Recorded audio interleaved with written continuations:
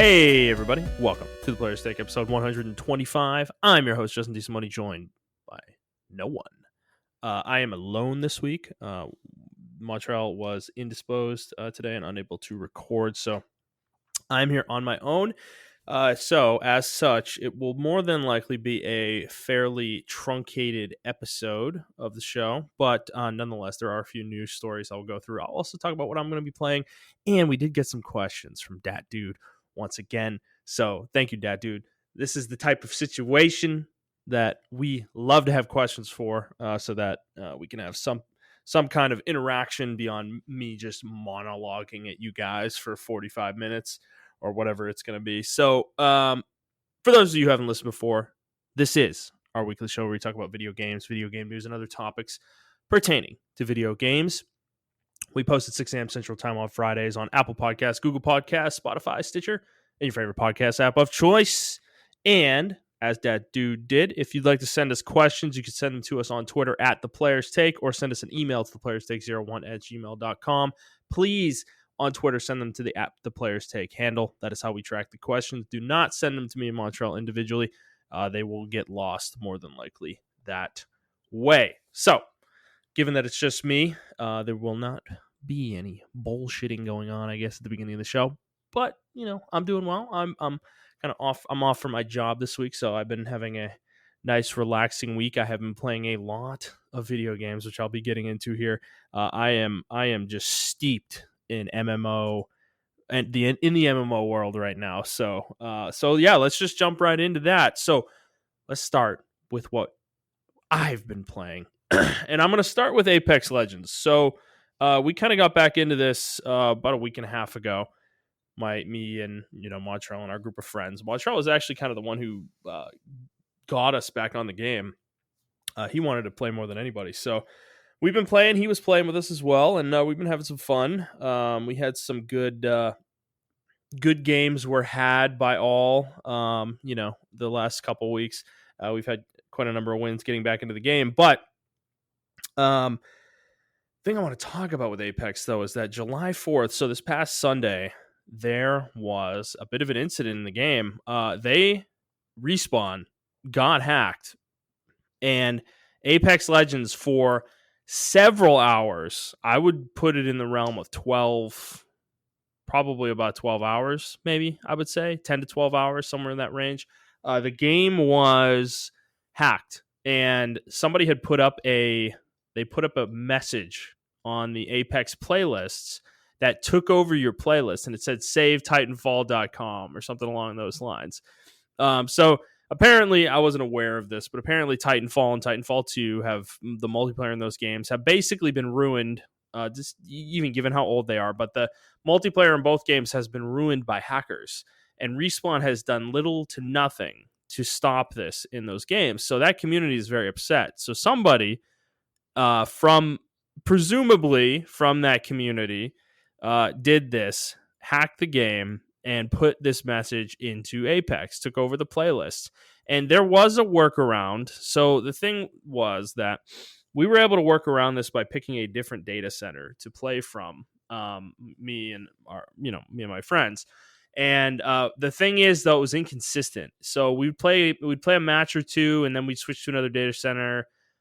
Like the message would come up after a couple matches, and one of us couldn't ready for that reason, so we couldn't play. So we'd have to switch data centers until somebody, the host specifically, got a data center that wasn't infected or at the moment infected with the hack. It seemed like Respawn was fighting back against this in like live time, like it was happening, and they were trying to stop it and break it off, but then the hack came back after a period of time. So it seemed like whoever hacked the game was fighting with Respawn actively, in the midst of, the servers being live. And so we figured out the workaround. We were able to play for a lot of the day, largely unhindered. But I don't know. The thing about this was interesting was Respawn's response. So up until they found a fix, up until they found a fix or thought they had found a fix, they didn't acknowledge this issue as an actual attack, like a hack. All they said was the team's working on a fix. We'll keep hourly updates coming, which I don't even really think they did, to be honest. But the first message they said was that they were aware of an issue affecting people's ability to queue up in playlists, and they didn't acknowledge it was a hack until basically until the end of it, when they believed they had a solution in place. They called it. So this was the quote. We're testing a fix now and we'll update when we have more confidence. Additional updates may be required. In the meantime, we've determined this attack, while disruptive, has not put players' personal information or accounts at risk. More updates to come as we make progress. So, that was reassuring, I guess, because we had questions about that all day. It was like they didn't acknowledge they were hacked until this was 6 p.m. Central Time that they acknowledged this, and the hack started in the morning. Like it was in the early morning. I'd say 8 to 10, somewhere around there, Central. So this had been going on all day, and they didn't say anything, and they didn't take the servers down. They didn't recommend people don't play the game. They did nothing along those lines. There was pretty much radio silence from them up until the time that they had a fix in place.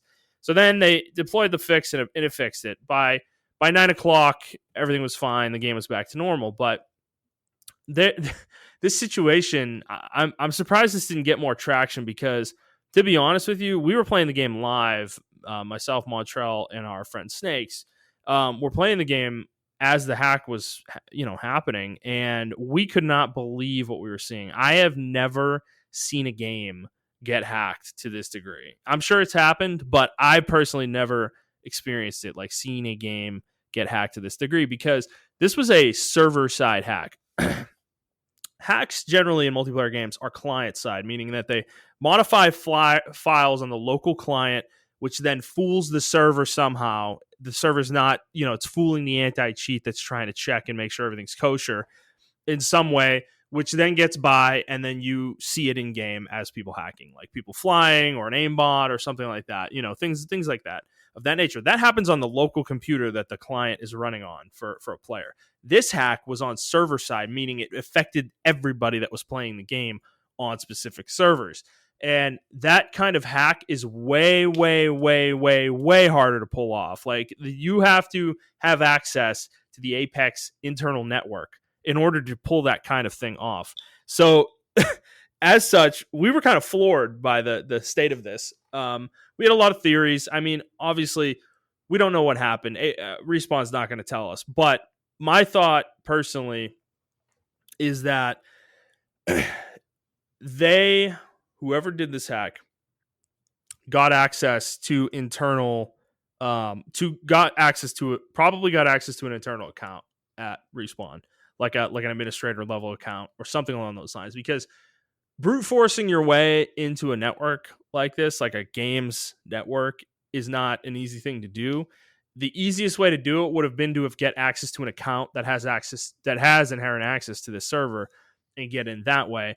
How they would have done that, there's many ways. It's possible, though, that somebody internally may have been involved in this. I would doubt that, but that would be an easy way for this to have happened, But even so, whatever the case, it happened, man. This hack happened. It was crazy. We were talking about it the entire time we were playing. It was wild. We couldn't believe they didn't take the servers down, because to me, like, the first thing I would have done, probably if I were in charge of the situation, would have been to take the game down for at least a couple hours, just to figure out what's going on, understand what they did, how they got in, and how to break that. Take the game down for a couple hours, let everybody know on Twitter or whatever avenue you want to let them know, and then make sure that customer data wasn't compromised too. And maybe they did that internally really quickly. Maybe they figured that out really fast, and then they felt they didn't need to. But to me, like, the radio silence was very disconcerting all day, because many people have their credit cards in this game, whether it's through Origin or Steam or PlayStation or Xbox or Switch even. Your information is somewhere in their servers, even though it's encrypted and all that. Once they get in and get access to that, though, they have it. it's not hard to figure. It's not hard to like decrypt it and do that. So um, to me, the fact that they never even acknowledged that until late in the day, I think was highly questionable. We were pretty upset with them that they never took the game down, especially as it went on and on and on. As 3 o'clock rolled around, 4 o'clock, 5 o'clock, and we had heard nothing from Respawn. Beyond the initial acknowledging that something's happening. And that had happened at like 10 o'clock in the morning. So it had been hours since they had said anything. So the fact that we got that far and it just continued to happen with Silencer them it was crazy. I've never seen it. And it was reported on widely, but I feel like it was kind of forgotten quickly. We moved on to the next thing, but I really don't want people to forget this, because Apex is a game at this point. There's no excuse. EA is talking about this game like Andrew Wilson, EA CEO, was talking about Apex as one of their biggest games at this point. They're hoping that revenue goes up 20% this next fiscal year, up to $750 million, which is an absolutely insane amount of money. They're almost making as much money at this point as Madden and FIFA are with their microtransactions. That is impressive for a game like this. So Apex is no slouch. They're making a shitload of money, and they can't get a handle on the hacker situation, because forget about the hack that happened Sunday. We're frustrated with the game, and we took a several-week break from the game because we're just sick of the hackers, man. They're everywhere. They're everywhere in this game. It feels like every other game has hackers in it. And you can beat hackers, of course, but it's not an easy thing to do. And if they get the jump on you, you're pretty much dead. The chances of you killing them are slim to none, generally speaking. So it's just irritating to see this happen. And we're like, there better be something coming down the pipe to curb this hacker problem, in my opinion, because it's just unacceptable that a game of this level of success has the hacker issues that it has, because it just shouldn't be. They have the money to solve the problem. Hire a third party or something. Have some other firm come in and figure out what your problem is. Something, anything. It's like it feels like to me they're doing very little for the hacker problem. They keep saying they're going to hit it. They keep saying, we've got solutions in the works and there's more coming. And that was like a half a year ago. It's like we're getting nothing out of it. And the hackers are still here. They're coming back. They're making new accounts. It just doesn't seem, no matter what they do, it doesn't seem to matter right now. The shit they're trying is not working. So it's frustrating. And this was kind of a big reveal moment for Apex. And yes, it was on July 4th. There probably weren't very many people working at Respawn, if any at all, on the holiday. But even so, just to have this kind of thing happen, it's got to be embarrassing to a high level for the company. So yeah, that was a crazy thing. Otherwise, I'm enjoying the game still. I definitely am enjoying the game outside of the hackers.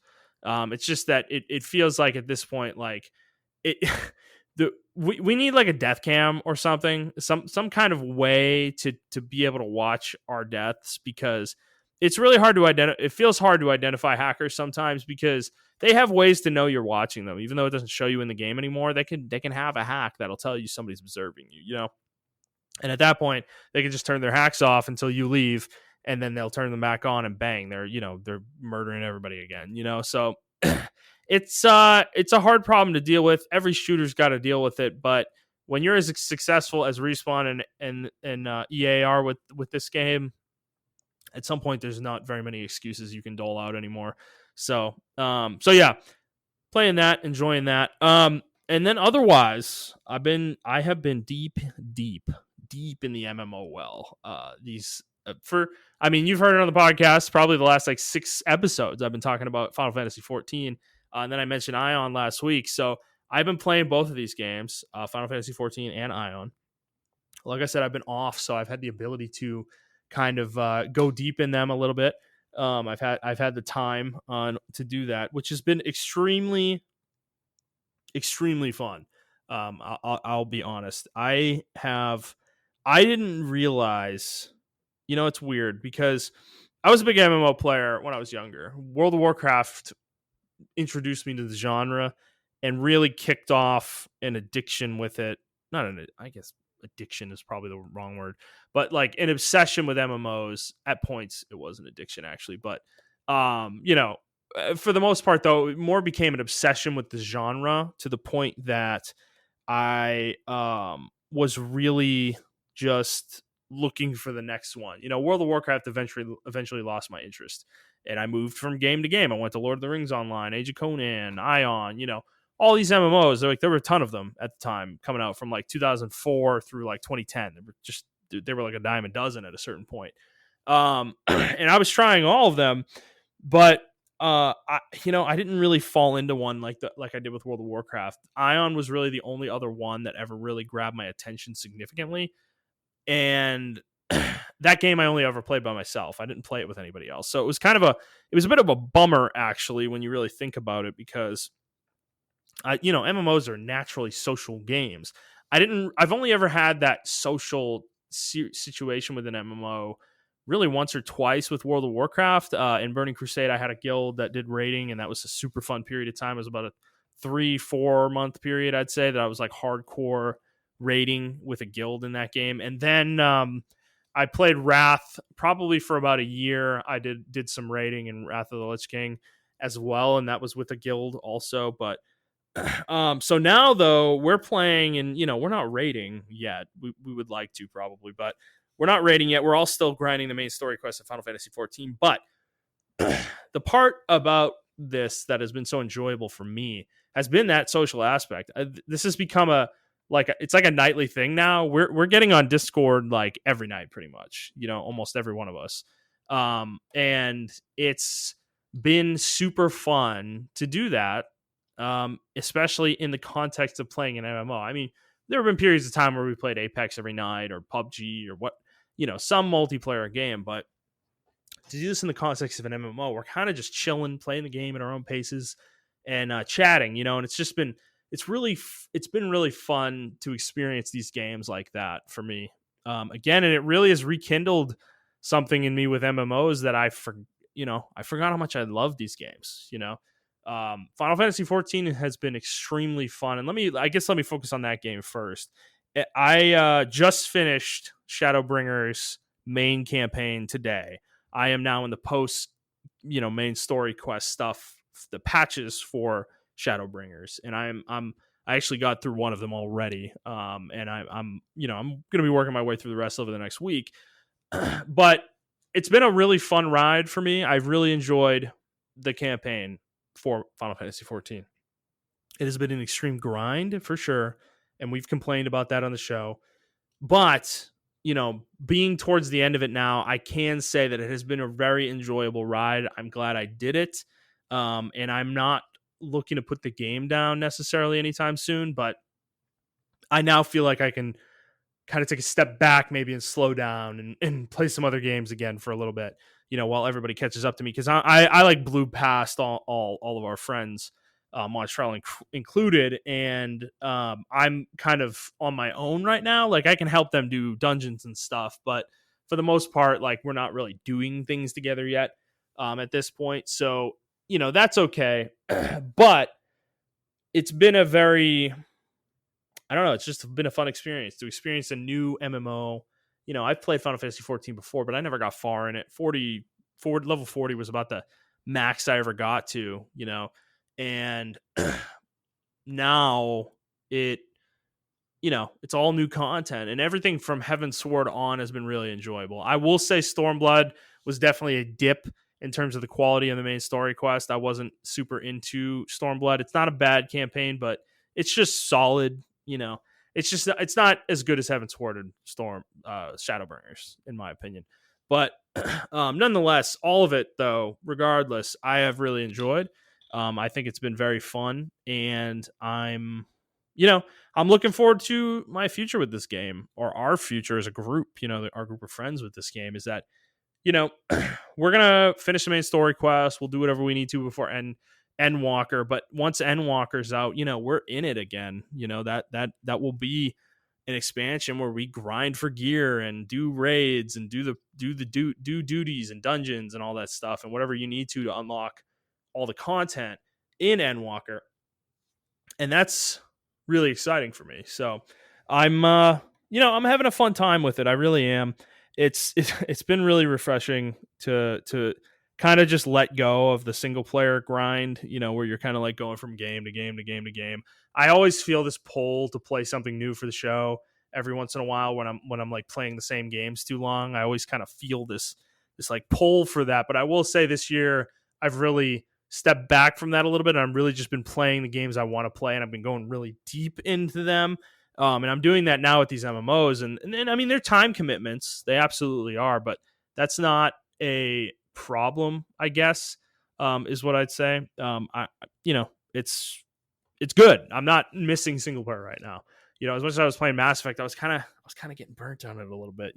I needed a break. I needed a break from single player, I think, in a big way, and this is my way to do that while still kind of having a tether to it, because Final Fantasy 14 plays like a JRPG sometimes, especially in the presentation of the story, where it's just constant cutscenes and dialogue. But at the same time, I'm playing a multiplayer game.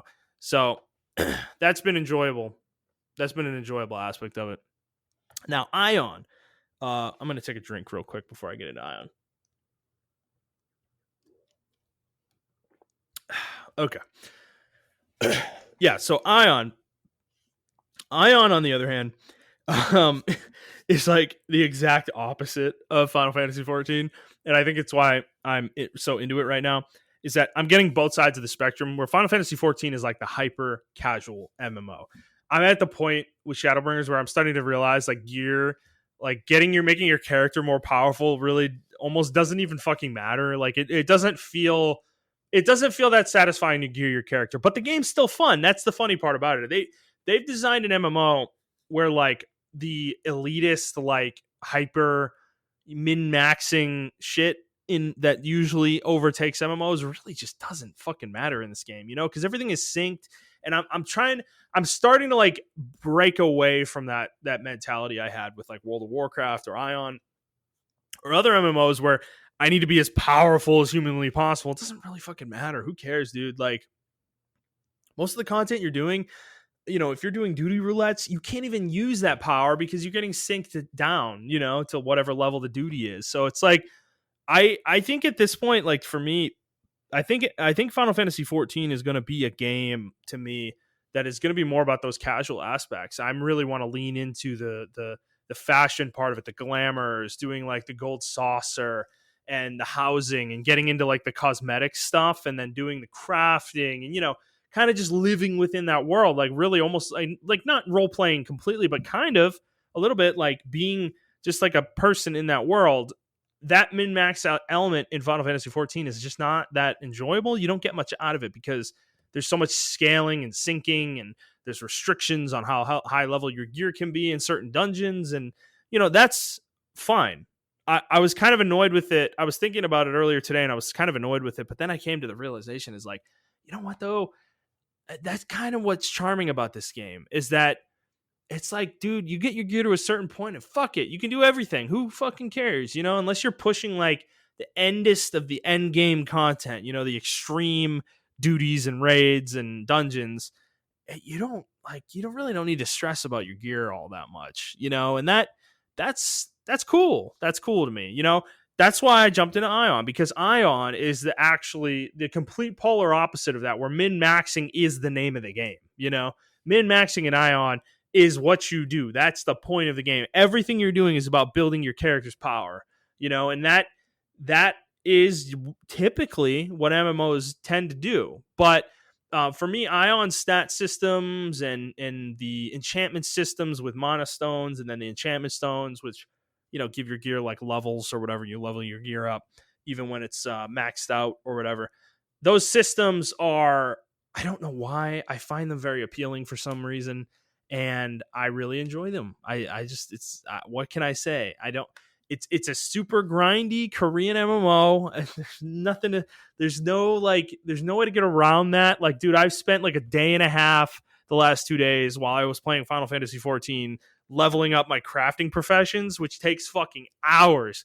You're just sitting there crafting shit and to get like 1 point at a time, but the thing about that though is that it works. It's not really, I don't know. It's really hard for me to explain it. It's just, like it's something I could do while I'm doing something else, and as such, I don't find it an unenjoyable activity. Like sitting there and doing it would be the most boring and tedious thing you can imagine. You need to be doing something else, watching a stream, playing another game, watching television, something. Doing something with your hands, whatever you're doing. Anything. Sitting there and watching your crafter craft an ion is super boring. But despite that, I don't know. I'm really into it. I got to max level in Ion. I did with an assassin, back in the day, but I didn't do it on classic. I did it in the first expansion. I got to 55, and I liked the first expansion. Don't get me wrong, but part of me I really just want to play the original game, get super deep in it.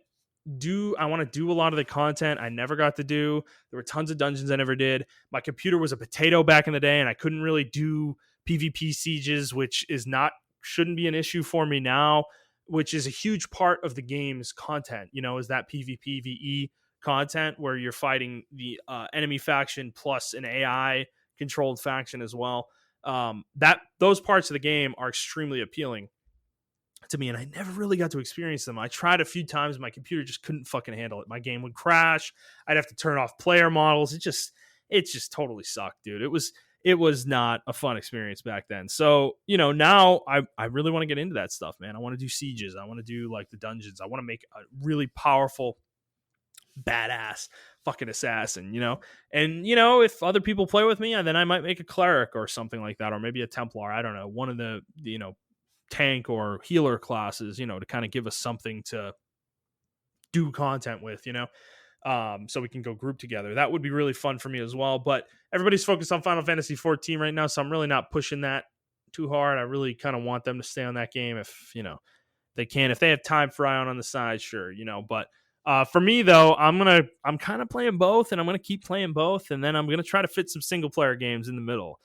Which that's going to be difficult to manage, being a full-time working person and having a wife and everything else going on. But, even so, I'm not going to abandon that, I guess. So, so, I mean, I'm having fun with MMOs. I love the genre. I've been like really into it right now. There's actually another one called Ashes of Creation that's having an alpha test. It's starting tomorrow, which is the day this episode posts. And I'm actually going to watch that and check that out too. I'm very intrigued by what I'm hearing about that game. And this Pantheon, which our friend Jet is super excited about as well, which is more of an old school EQ style MMO, which is not necessarily my cup of tea, but I may check it out if everybody jumps on it when it comes out. We'll see. We'll see how that goes. But, MMOs, man, I forgot how much I love them, and I'm kind of glad I rediscovered them. As much as I'm probably not going to be able to do this forever, I can't play these games every day like this forever. But for right now, I'm really going in on this and just seeing how far it goes. So that's So I mean, that's where I am. That's what I've been playing. So let's get into the news. We got a few news stories today.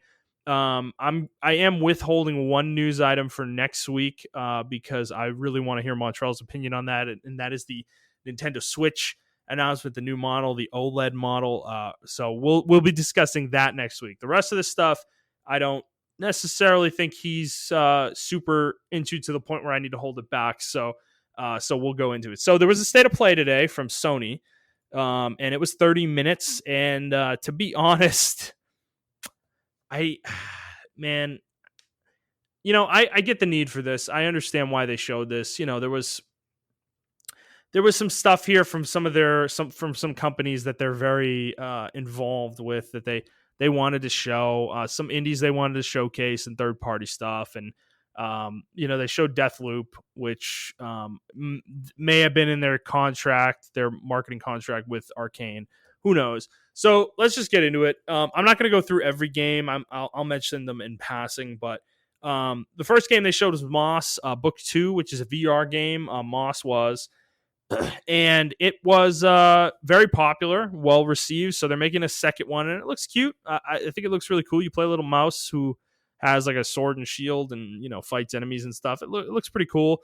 But I don't have VR, so don't really care necessarily. Next one was Arcade Geddon. Looks like a I don't. It's like a third person co-op shooter that you can play solo. I don't know. It doesn't look very. It doesn't look very good. Next one though, the next one they showed was Tribes of Midgard. This game has been shown several times in the last few months, and it has really piqued my interest. It is an ARPG that has a building aspect to it. So it's a co-op ARPG where you build a settlement with a bunch of other people and defend that settlement from incoming attacks and things like that. So very interesting concept. The game looks really cool. I don't know if I'm going to be playing it. Unfortunately, if we weren't playing these MMOs, I would be recommending this game to our friend group right now heavily because I really think we would enjoy this. But given the fact that we're all playing Final Fantasy 14, I really don't want to throw another game into the mix. So I'm probably not going to be recommending this, which means I probably won't be playing this when it comes out. But I'm going to keep my eye on it. And eventually, when we get to a point where maybe we can switch to something else for a little bit, we may check this out. This game looks really cool. Check it out, Tribes of Midgard. It does look really good. Next one, something called Fist, which was like a side scroller. Then the next game after that was Hunter's Arena Legends, which is like a third person action game that is a battle royale. Where it's like, I mean, it looks kind of interesting, but man, I'm surprised somebody's coming out with a BR in 2022, or 2021. I guess it's coming out in early access in August as part of PS Plus. But, I mean, I don't know. It's not a shooter, so I don't want to bag on it too bad. But, man, I don't know. It's going to be a little rough for them to find their spot at this point. Next game they showed was Sifu. This game looks really cool, but not my cup of tea necessarily. I'm sure people are very excited about this, though. Game after that was Jet, The Far Shore, and it is coming by the end of the year, and it looks like a sci-fi adventure game. I don't know more than that. The next game they showed was Demon Slayer, The Hinokami Chronicles. This was a third-person action game based on the Demon Slayer anime that happened recently, or that was made recently or released recently. The combat looks really cool. The art style was a little weird at first, but yeah, once they started seeing the game in motion, it actually looks really, really, really competent and really solid. So check that one out. Then there was Lost Judgment, which is the Yakuza spinoff that we talked about a few weeks ago. Then they showed Death Stranding Director's Cut, which is coming on September 24th. And they're actually adding a lot. Looks like they're improving combat in the game, hand-to-hand combat and gun combat as well in the game. And they're adding a whole bunch of stuff into the game as well. If I do play Death Stranding at some point, this will be the version I play for sure. Definitely probably would be very fun. I probably would enjoy it very much. I do need to find time to play that. And then, of course, to end it off, they showed Deathloop, which is funny because, Microsoft is basically pretending this game doesn't exist anymore now that they've acquired Bethesda and Arcane as an extension of that. But Deathloop, they showed 9 more minutes of it, and damn, man, this game just continues to look so good. I'm really excited for it. They did not delay it, thankfully. It is still coming on September 24th as of this moment. But yeah, it's looking really good. Apparently, though, the character that chases you is actually going to be controlled by somebody else, I guess, like another player, like a human player, which is an interesting wrinkle to the game that I did not realize was going to be a thing. So keep that in mind when you're playing it. It's almost going to be like Dark Souls where somebody invades your game. It's going to be kind of like that. So yeah, that was the state of play. Not the most awesome state of play. We didn't get any first party stuff really. And they mentioned beforehand, don't expect that. They did say this isn't going to mention anything about Horizon or God of War or anything like that. It was mostly focused on indies and third parties. So they said that going in, which is fair enough. But even so, this was a pretty tepid showing. I'd say less than tepid, probably not very good. Sony, if you're going to do a state of play, a few weeks after E3, you might want to come with a little bit more juice next time. You could have shown us more Horizon. We need that release date. It's like, I know you just showed it, but why did you show it then? and then not now. I don't know. I guess they wanted to get in before E3, but regardless, that was the state of play for July 8th. So next story. So Jason Schreier on Bloomberg reported on / leaked the new Assassin's Creed game, which is codenamed Assassin's Creed Infinity. Excuse me, I'm going to take another drink of water. Okay, thank you. So Assassin's Creed Infinity is the code name, and it is going to be a live service Assassin's Creed game, which was the rumor, which is now confirmed. Ubisoft, after the Bloomberg article posted, pretty much immediately posted their own blog post unveiling the game and confirming that it exists and what their thought is for it. They didn't really give us much information, but basically the platform is going to be a game that is going to connect to several of their existing games and then also supposedly maybe future games. It sounds like Montrell was making the joke that it's like sounds like Genshin Impact, Assassin's Creed Genshin Impact, which we talked about this a while ago, him and I think on the show, that we thought Assassin's Creed could totally adopt a Genshin Impact kind of model probably and make it work, that for their open world games. So not surprised by this news. Ubisoft, did say a few months ago they want to go more into get away from the big box AAA single player games and focus more on live service games. So here we are, Assassin's Creed is one of their biggest franchises, and making that live service is obvious if you're going to go down that path. So it's an interesting thing. We'll see more hopefully at some point, but I mean, it's not coming for several years. I think 2024 was like the reported potential release date that Jason Schreier put out there. So it's a long ways off. I'm sure we'll hear more about it in the coming years, but it was a notable announcement regardless. So, okay. Last news story of the week. This is actually a big one. Wasn't reported on a ton though. Hideo Kojima signed a letter of intent with Microsoft that they intend to work together. These two parties work together or work out details on a publishing agreement for a new Xbox game. And this was broken by VentureBeat first, and that this is an important step in negotiations between the two sides.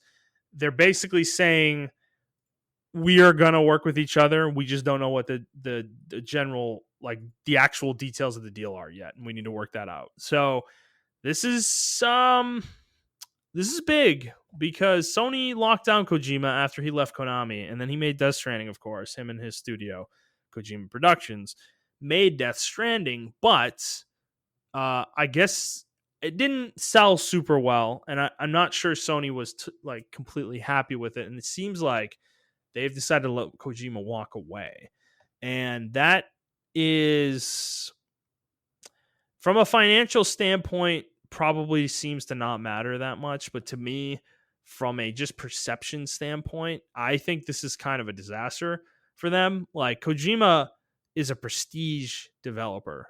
Having him making a game on your platform exclusively is a big deal.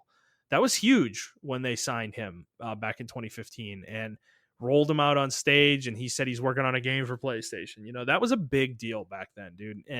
And when Xbox does this same thing in a year or two, or however long it is, they roll Kojima out and they start showing a new game that's exclusive to Xbox.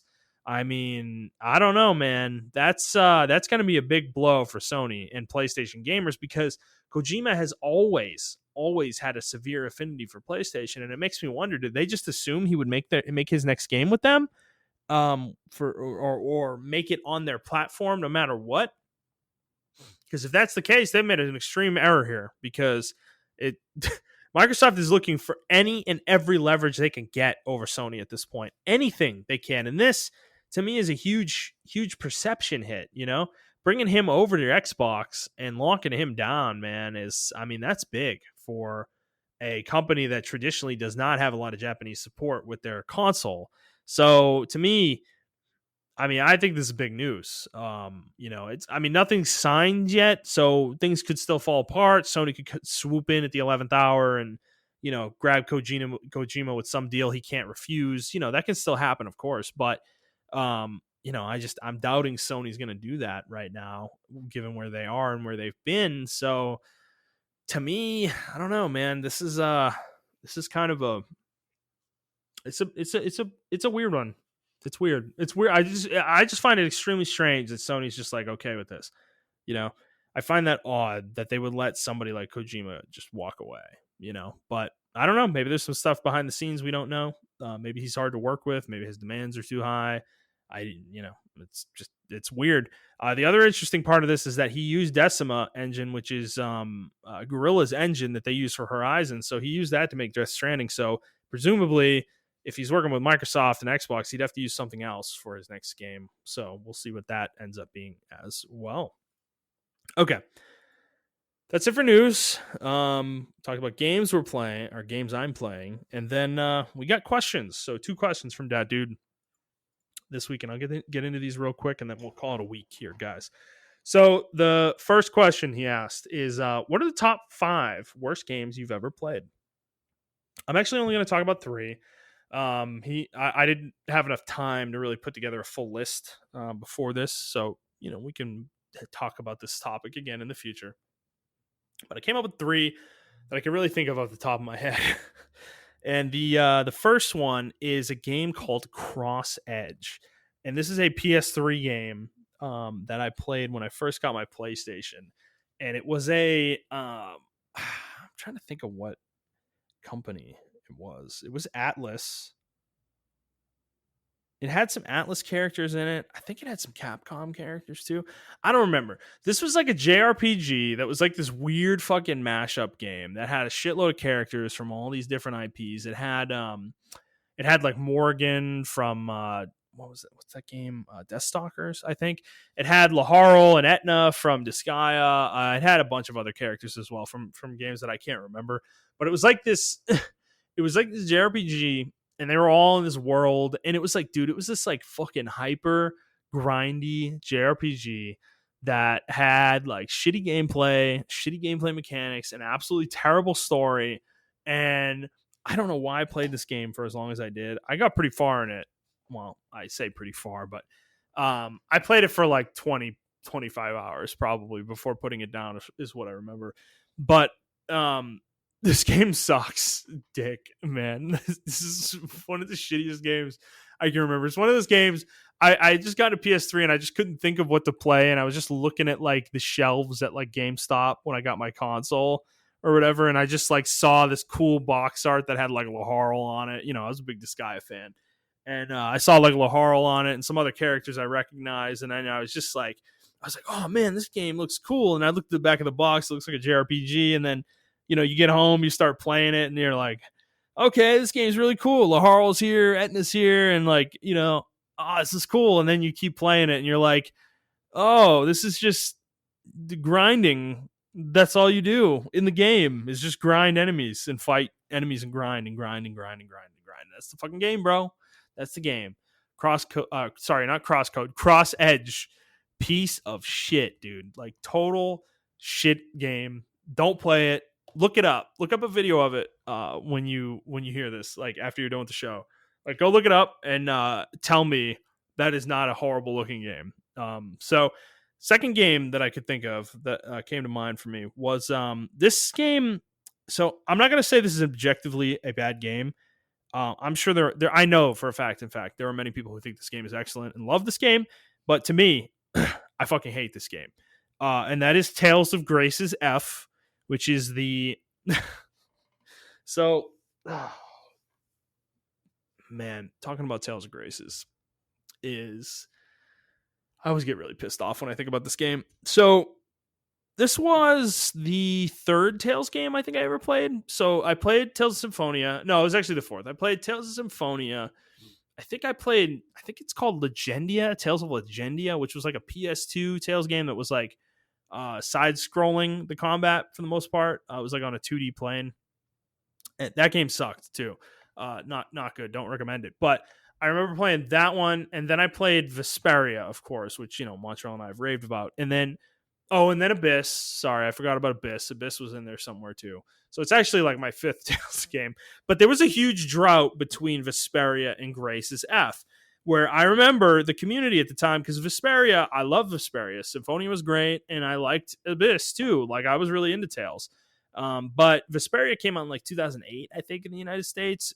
And then we had a huge drought where we didn't get any Tales games, and they were coming out in Japan every year, dude. Like, there was like Tales of Hearts, there was Tales of Graces, I think there was Tales of Zillia as well, that all came out in Japan, and we didn't get any of them here in the West. And we were like, we didn't know what the fuck was happening, dude. Like, the Tales fan base here was like, is the series just fucking dead in the West? That's basically the spot we were in. And then lo and behold, all of a sudden, I think it was 2011, they announced Tales of Grace's F, and everybody's fucking excited again. We're all like, yes, fuck yes, Tales coming back. We all have to buy this fucking game, guys, because we need to show Namco that we love Tales and that they need to keep localizing these games, because that was heavily in question at the time. I know 10 years removed, probably looks fucking stupid given the fact that we've gotten 10 years of Tales games here, but at that particular moment, we had a very long drought of Tales games. So we were all excited about Tales of Grace's F. And I remember buying it. I bought it day one. I had just moved to Texas. I was living with my, then girlfriend, now wife.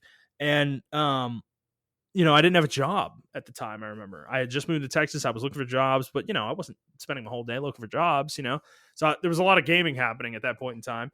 And I kind of played the shit out of Tales of Grace's F. And when I tell you, I was trying to platinum this game, and the platinum for this game is a pain in the fucking dick.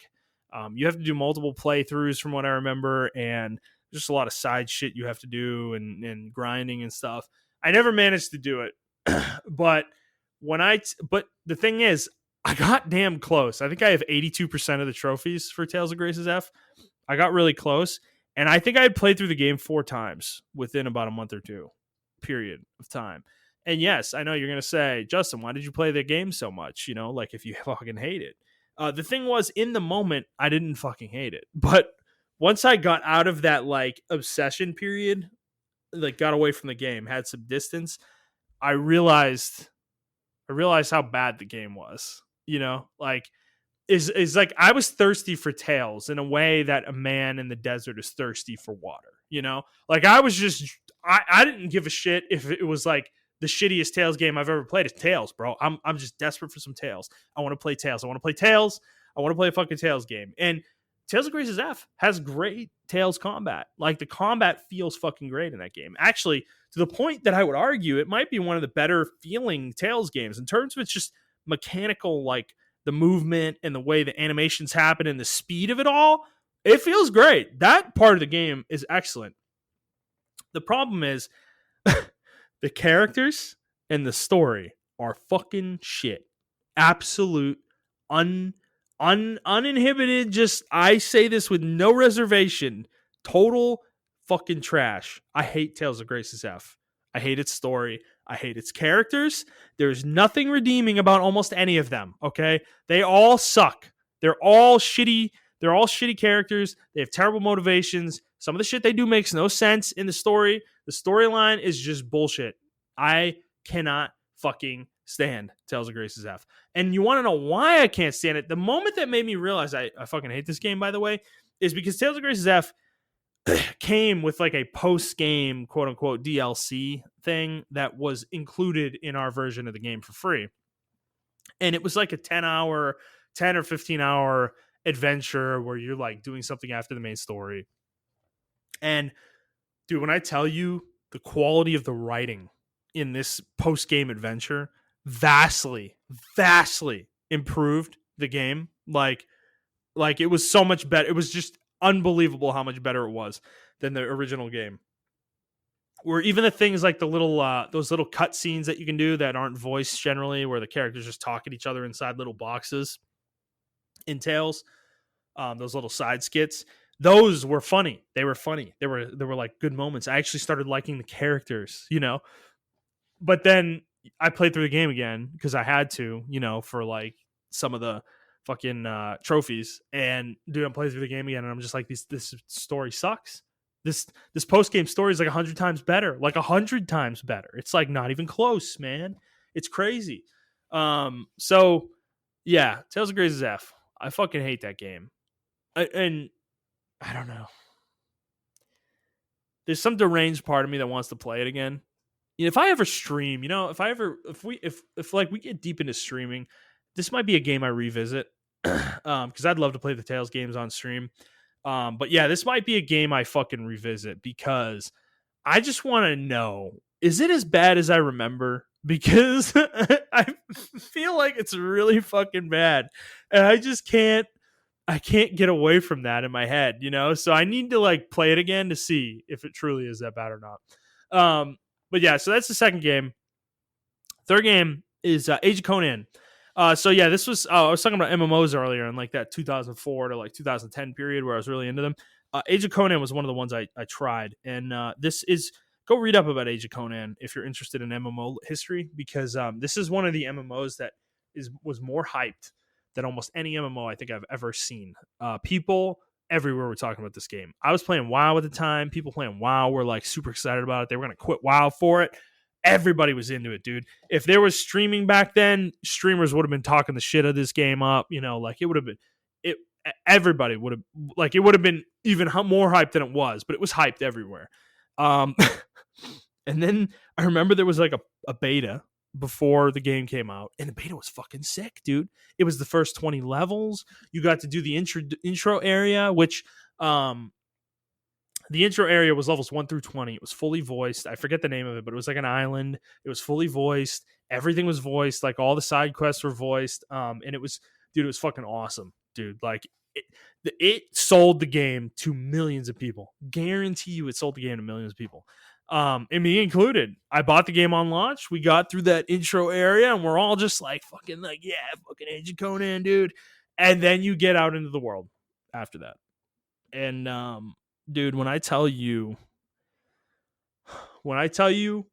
I've never seen as much a precipitous drop off in a game's quality as I did between that starter zone and the rest of the game was fucking extreme, man. Like absolutely extreme. Like there was most of the voice acting wasn't there in the rest of the game.